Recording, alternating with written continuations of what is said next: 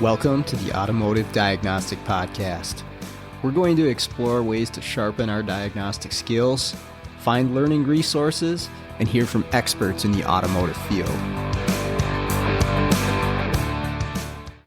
Hey, what's going on, automotive world? Welcome to another episode of the Automotive Diagnostic Podcast. My name is Sean Tipping. I'll be your host once again for this week's episode.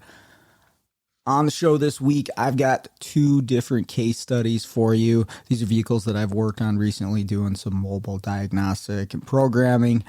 First one's going to be a 2013 Chevy Equinox.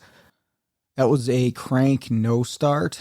And the second vehicle I'll be covering is a 2008 Toyota Prius that would not go to the ready state when you're trying to get the vehicle going. I'm going to start with the Equinox. Again, that was 2013. It's a 2.4 liter LEA engine. That's the RPO code for this Equinox for the engine.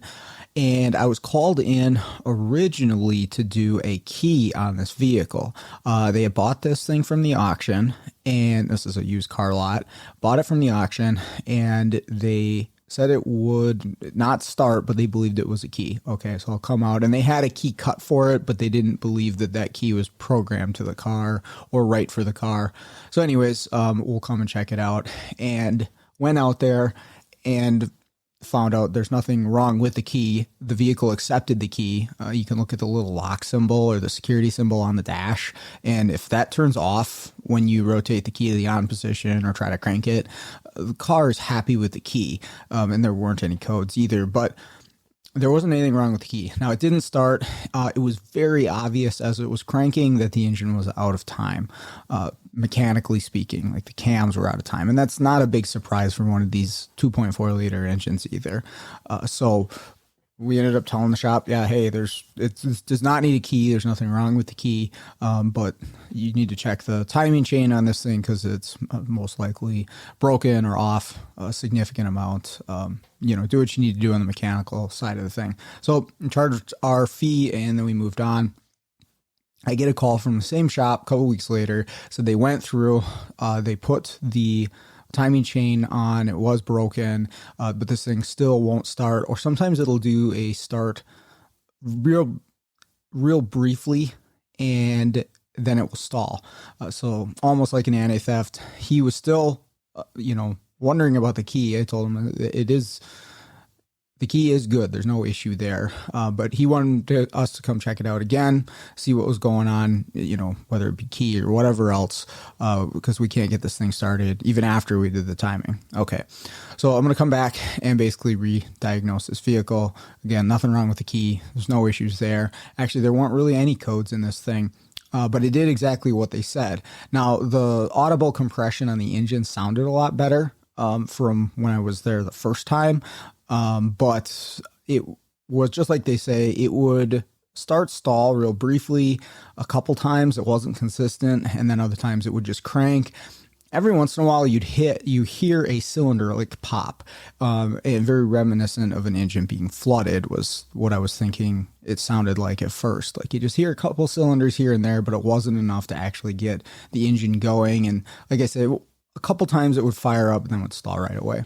So again, no codes to go with here. And the first thing I'm suspect of is, number one, their timing job. And you always have to be suspect of that, right? They were just in there. So it's something that I need to confirm is correct before I move on with anything else. Obviously, do the basic checks, but there's no codes in there to lead me anywhere. So a couple things I can do here, cam crank waveform, which is the first thing that I grabbed. I have a known good for these engines. I pulled that, got the two cams and the crank, and it looks like it's spot on. Like they did the job correctly, right? The other thing that I want to consider beyond did they do their timing part correctly is, did we have any valve contact with any of the pistons? And so I did a compression test here. I used the in-cylinder pressure transducer to do this. Not only I wanted to see what the compression was, but you can actually look at the valve timing events too, just extra confirmation that the valves are opening and closing at the right time. And what I saw in there was good compression and valve timing appeared to be where it needed to be. So mechanically speaking, this engine appears to be in good working order. Like I said, it sounded good when I was cranking it over too compared to the first time. So I can move on from timing, mechanical timing right now. I don't see any issues there. What else do I need to check for this engine to start? Okay, well, let's go to basics, right? And I'm going to follow my process for just about any engine that doesn't start. Is what are we looking for? Okay, let's check spark, let's check fuel, and go from there. So things I can do on the scan tool on this one, for the fuel side of things, you can check rail pressure, right? And if you have rail pressure building as you're cranking these things to a few hundred PSI, okay, we know that the low side portion of the fuel system's working and it's getting fuel up to the rail, and the mechanical pump is building some fuel pressure. Now, you don't necessarily need full-on rail pressure for these vehicles to start. And actually, there's some GDIs that really just don't build any notable high side pressure cranking. I've noticed that on some of the 3.6s, the GMs lately, where you can, if they're a no start for whatever reason, they don't necessarily build high side pressure to what you would expect. But then I've seen other vehicles where they will. And again, this thing would actually start up and run real briefly and it would build up some pressure. Long story short, there is I was getting adequate fuel pressure up to the rail for an engine to start. Okay, so that's one thing I can kind of check off my list there. I can check spark out of the coils. They're right on top, easy to do. I'm getting spark. Okay. Back to the scan tool, and I'm kind of bouncing around here. But back to the scan tool, we can look at data PIDs like the mass airflow sensor, engine coolant temp sensor, all those basics that we need for the engine to actually run. Nothing seems out of whack. Again, no codes being set, and all my temp and mass airflow PIDs appear to be where I would expect them for an engine to start. Next thing I did, because this vehicle was from the auction, was get a fuel sample. And I've been doing that on a lot of vehicles lately where I end up finding that the fuel's contaminated in some way or another and either prevents it from starting or causes it to run poorly. And this can be, straight up contaminated fuel. I've pulled some stuff out of cars that look like mud. This can be water in the fuel. Seen tanks almost completely full of water. Not sure how it happens, but it did on a Acadia not that long ago, where it was just straight water that was coming out of the rail when I did my fuel sample check. I mean, it was building great pressure, but it wasn't fuel. Of course, the thing wasn't starting. I had a Kia recently that had E30 in it. Not E85 and not regular pump gas, and it was not a flex fuel vehicle. It made really weird symptoms from it. It would be perfectly fine for the trims at idle and low load, but when you'd get to a cruising state or higher, it would be lean.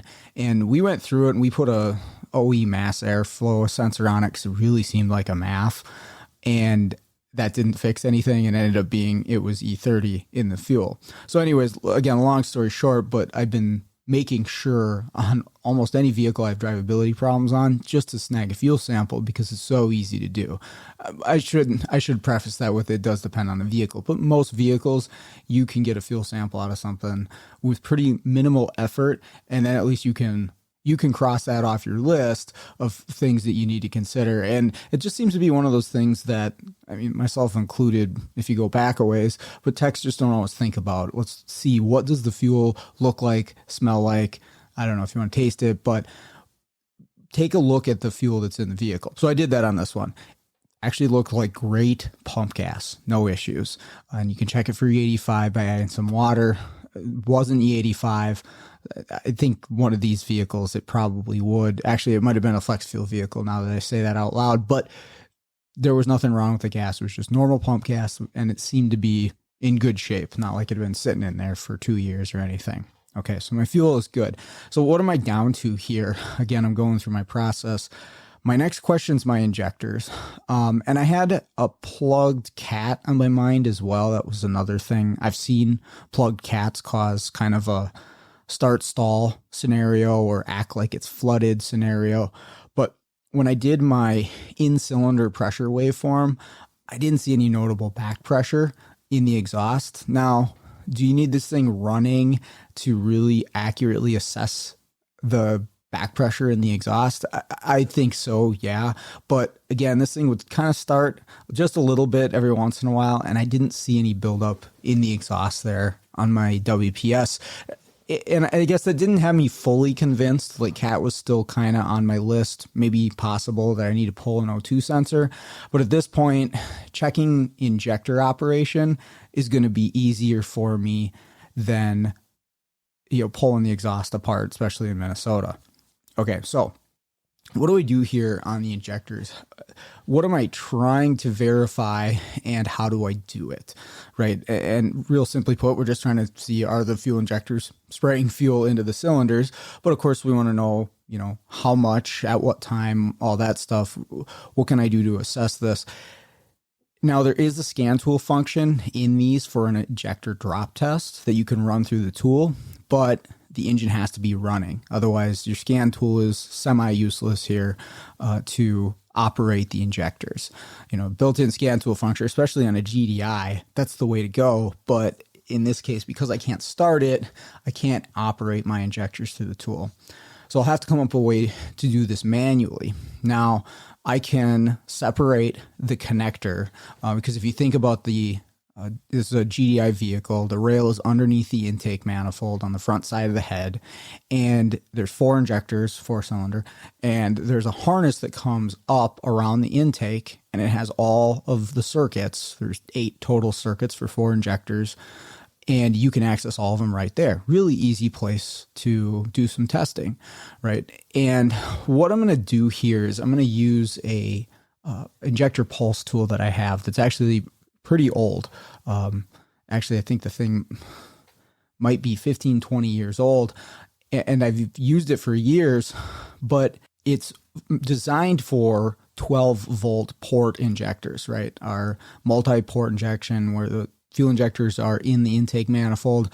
That's what this is meant for. And you can set the pulse width on it, and then you would watch your pressure gauge. You start at the same pressure point for each injector. You hit the button, you hear the injector click, it sprays fuel, it drops the pressure, and then you measure each injector against each other, right? And you can use this for the solenoid style injectors in GDI.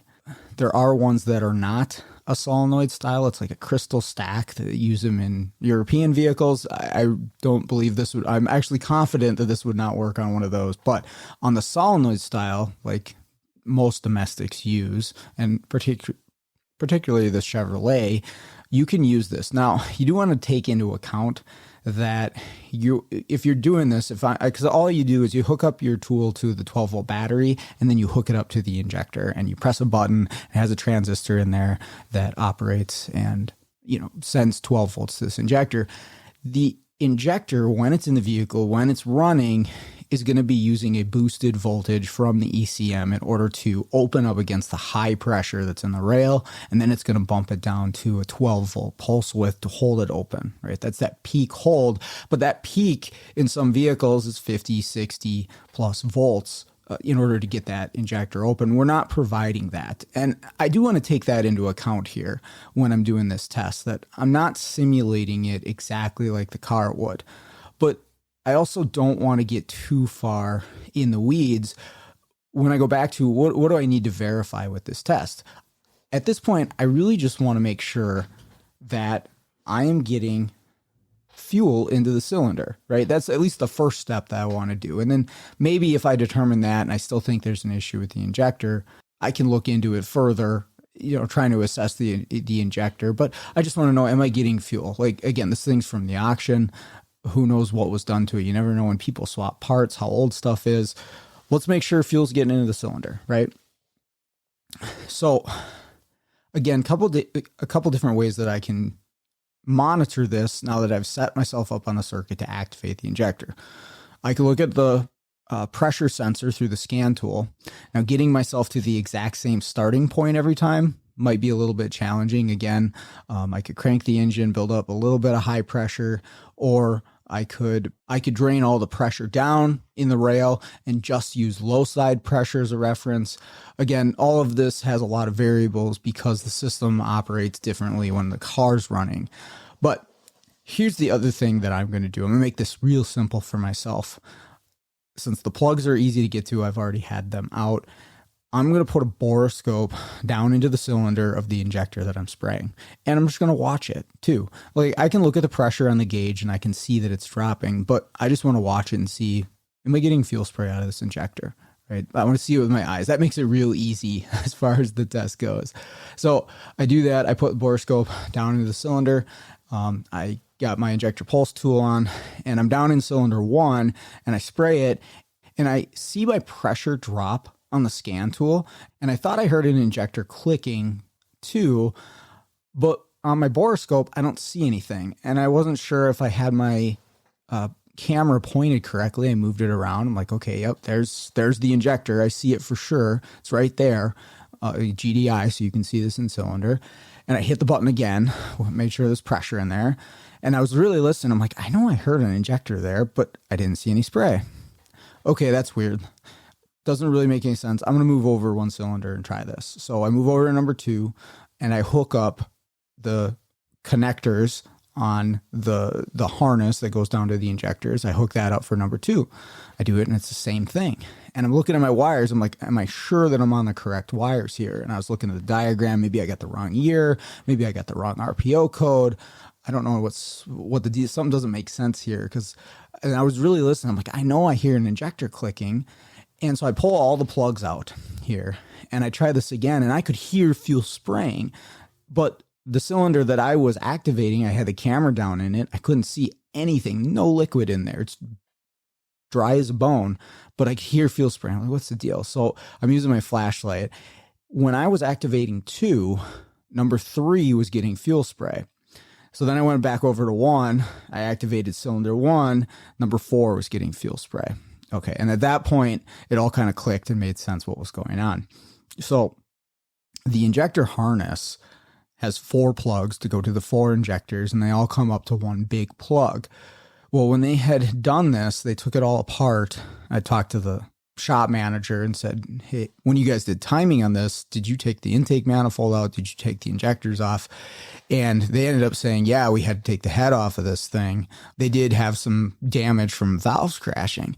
Okay.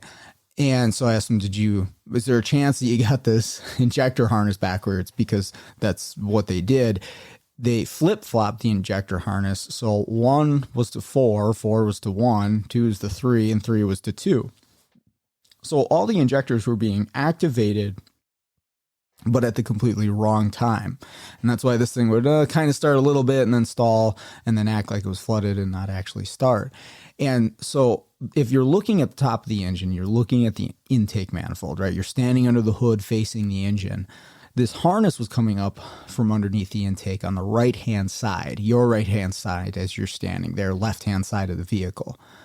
It should be coming out on the other side of the manifold, your left as you're standing in front of the engine, passenger side of the vehicle, front of the engine. If you look at it that way, that's where that should be coming up. And then the vehicle side of the harness kind of wraps around the throttle body and plugs into this connector.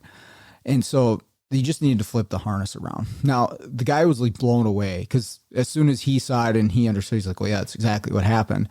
You know, we flip-flopped this when we were putting it back together. And he's like, how in the world did you figure that out? I would have never figured that out in 100 years. And I probably would have, but I was thinking about that because he was super impressed, blown away, right? And it really wasn't anything on my part that, hey, I'm this super awesome diag tech, right? Yeah, it's what I do for a living. I do this professionally. I do have some experience. But really what it came down to, and I was trying to tell him this, is like, it just comes on to your process, right? If you have a process for things and you follow it and you've tested it and you made sure that it actually makes sense and it works, right? It's something you do have to develop. But if you have that process, you stick to it, you may be doing a test that you don't know is going to lead you to the result, right? I wasn't doing the injector drop test to find a backwards harness. if that makes any sense. That wasn't my goal of that test, but I was following my process and it led me to find what was wrong with the vehicle. And the reason I was telling him that, and I want to point that out here, is that if you do follow your process so much of the time, you almost stumble upon the fix because it's putting you through the steps necessary to go through an entire system, right?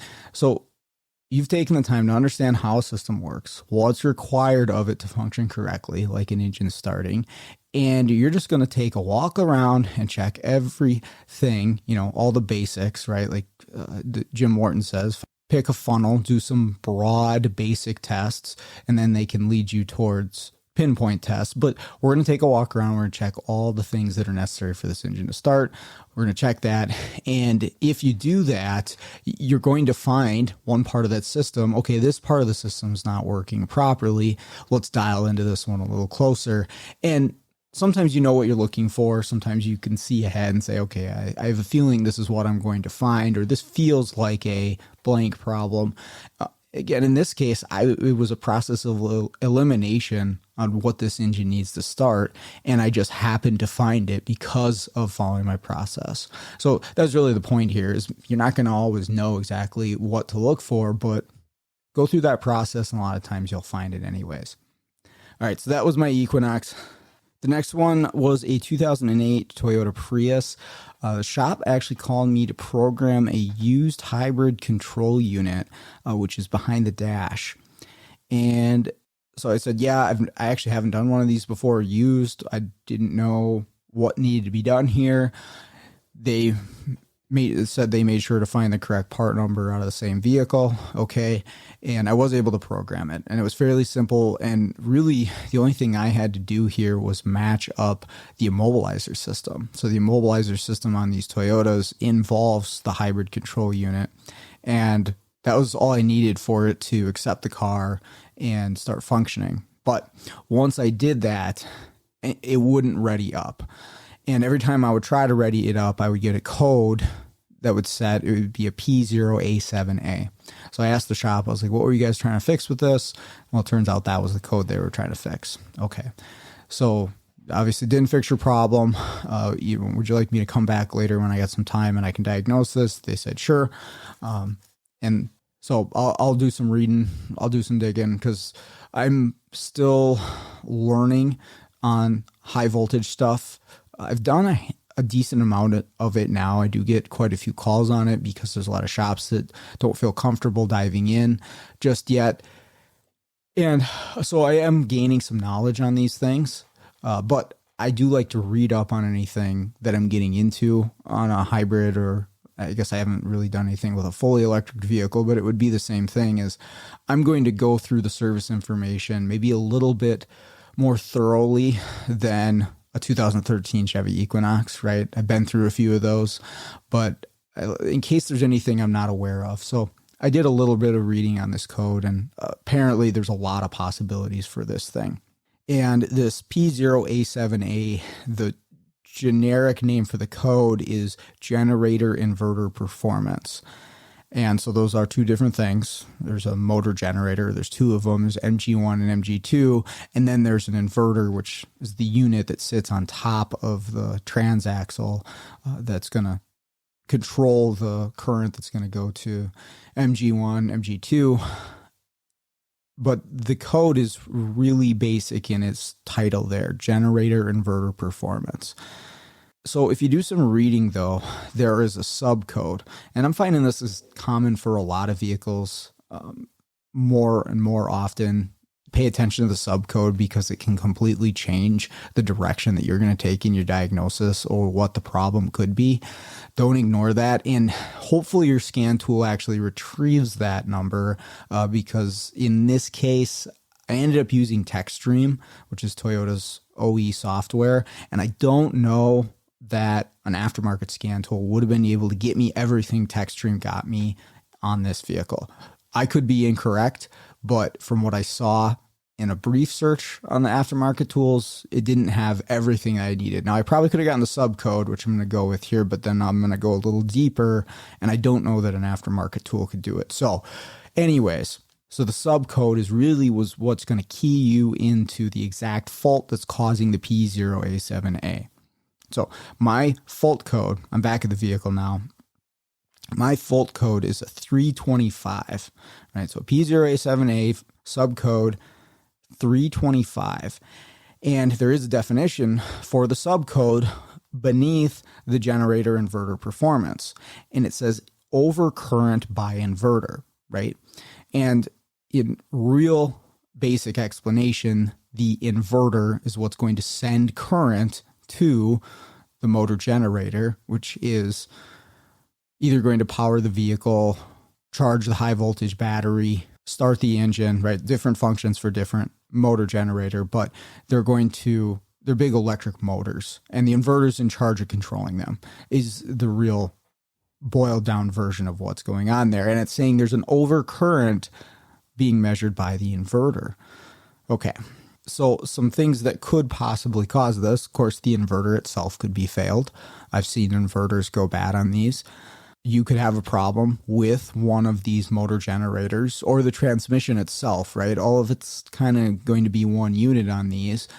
I've also seen locked up engines cause this, where a seized up engine, the motor generator is not able to move it. You hear this big clunk and the engine doesn't move. Well, on these hybrid ones, I do make sure to check, hey, is the engine seized up? And it's easy enough to do. This one was not real easy. I got that out of the way. But there is a lot more information underneath this subcode 325 that I want to pay attention to. And I did specifically here because I'm unfamiliar with the system, but also because there's such a broad range of possibilities for the code. I mean, even when we get to the subcode, I want to get as much information from the service info as I can. And there's a flow chart too, like this particular subcode beneath the P017A. So we're dialing in real specific here as we go. And what it's telling me to do is the first thing is go through a bunch of connector checks on the hybrid control unit, on the inverter assembly. And actually, it has you pull the cover off of the inverter and pull the safety plug. And maybe I should back up and say, hey, if you're going to do any work on hybrid high voltage vehicles, please be safe. Please read all the safety precautions. Take that safety plug out and wait the recommended amount of time before you touch any of those orange wires. Do your measurements, wear your rubber gloves, all that stuff. Okay, I'm not here to give you a safety speech, but if you're going to jump into this, make sure that you've had some education on what it takes to be safe. All right, so I got that out of there. But it has you take the safety plug out and pull the top of the inverter and check the tightness for the bolts of the connector that go down to MG1, which is motor generator 1. It's a big orange cable that comes down from the inverter. It's actually bolted up in. It's a 3-phase motor, and it's got 3 bolts that hold it on, and then the connector goes down inside of the transmission. Has you check the tightness of those bolts. That's like step 3 of this flow chart. And I'm not really fond of doing that step there based on what we do later in this test.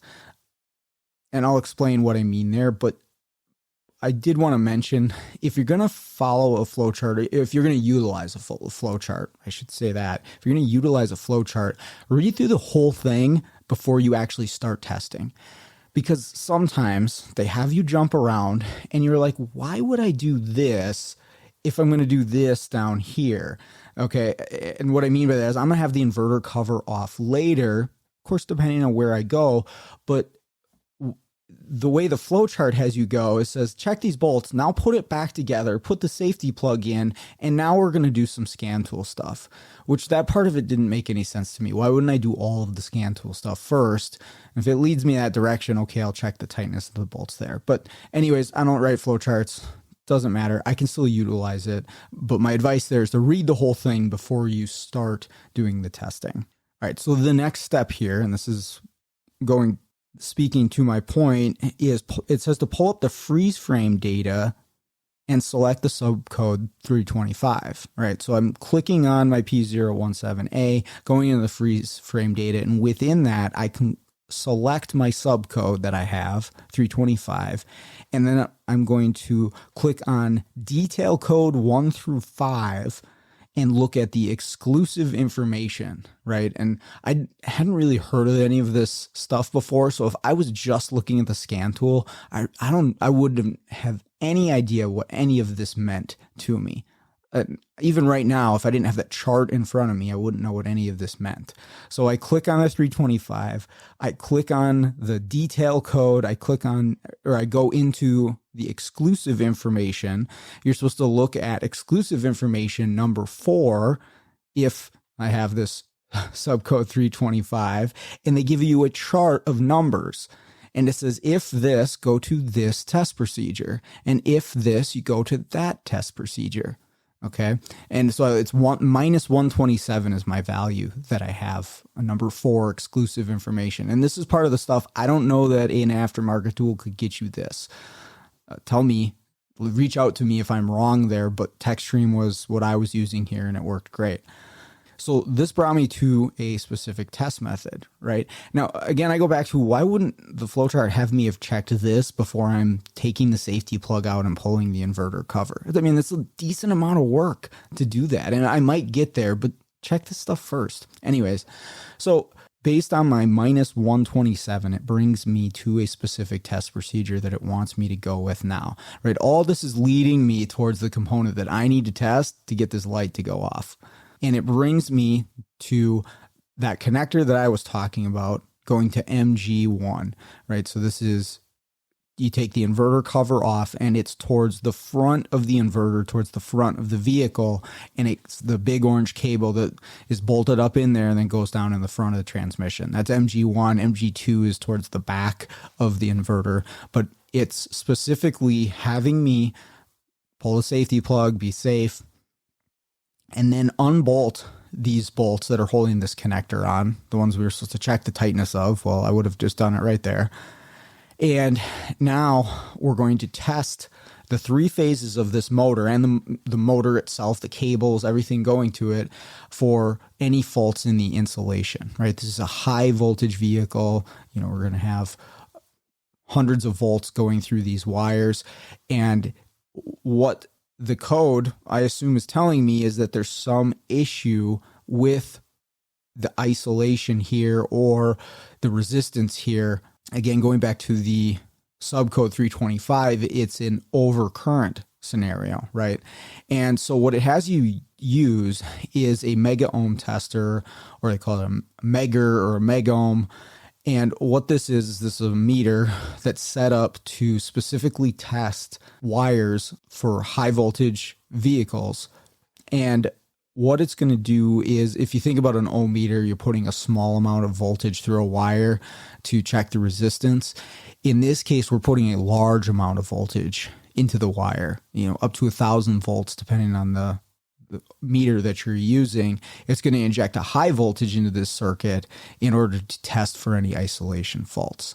And the test in the service procedure has you test basically all of the phases to each other, right? So if we had A, B, and C, we check A to B, A to C, B to C, C to A, right? We're checking all of them against each other to see. And it has a chart for the values that you're looking for, and it's the same for all of them. And then it also has you check from each phase to ground of the vehicle. So I start to do this, and for each phase to each other, my meter's telling me 0 ohms. Not OL, but 0 ohms. All phases to each other didn't matter what I did. And then I checked all the phases to ground, the vehicle ground, which it should be OL, and it's 0 ohms for all of them. And for a moment, I was thinking, okay, well, maybe something's up with this meter. You know, this is not my normal meter that I use. I only use it for isolation testing for high voltage stuff. And I'm like, well, that's weird that it's all zeros. Something just doesn't add up here. So I grabbed my regular ohm meter, or just my meter that I have that has an ohm meter function, and I do that, and that tells me the same thing. And I know that works. Like, I use it every day almost, and I know that it works. It says 0 ohms, and it says 0 ohms of ground. And so I'm like, okay, well, let's take the test light out here and see what we get. I powered up my test light to 12 volt battery positive, and I touched it to each one of the phases, and it lights up, right? So a powered up test light lights up on all of them. So they are all shorted to each other, and they are all shorted to ground within the transmission, which within MG1. So something catastrophic happened inside of that transmission. All the windings are shorted out to probably the casing or something metal in the transmission. And that's why this thing's not readying up. Every time we go to hit the key, the inverter's saying like, whoa, this is not going to work. Shut her down. And it goes into the fail-safe state. So that's a pretty easy thing to show the shop at that point too. Like, hey, you got some carnage in there. It's probably going to need transmission. You guys know what to do from here. But I thought that was pretty interesting. I haven't dealt with a whole lot of hybrid vehicle failures. Maybe that's really common in these. I was surprised at the result once I got to that point and saw the 0 ohms and the lit up a test light on there. I thought it was pretty interesting, but also, utilizing service information to really dial in on the codes, having the factory scan tool in some cases like that, boy, I was just talking to Skundrich a few episodes ago, and he was talking about ROB, and I've seen that with some of the Toyotas, and this record of behavior. I had a few people reach out to me and tell me that's what it was, and where there's some really, really interesting information in there. And again, I don't know that you can get it without a factory or using an aftermarket scan tool. That information may only be available to you one way, so you really got to consider if you're going to do diagnostics on some of these newer vehicles. Really look into what is the cost of the factory tool and would it benefit me in situations like these? Because if I didn't have access to that subcode and I didn't have access to the exclusive information, I mean, maybe I'd eventually get to testing that component because it's one of the possibilities. It'd be more like me trying to figure out that Equinox where I just have to go through one thing at a time down the row until I eventually find the broken part. Okay, we can do it that way. But if it can dial you right into the component, just like it did here, that's incredibly useful. So utilizing service information, utilizing factory scan tool can shorten up your diagnostic time by quite a bit. All right. That is all I got for you today. Thank you for listening. Really appreciate it. Always appreciate all the feedback I get about the show. Love that stuff, so keep it coming. If you'd like to be a guest on the show, you want to come talk cars with me, you're passionate about this field and what you do, you've got something interesting to say or a story to tell, hit me up. The email is in the show notes, or you can find me on Facebook too. I'm not on Facebook a ton, so if I don't get back to you right away, please don't think I'm ignoring you. I don't always check it. So I'll eventually get back to as many people as I can. With that out of the way, let's all get out there and start fixing the world one car at a time.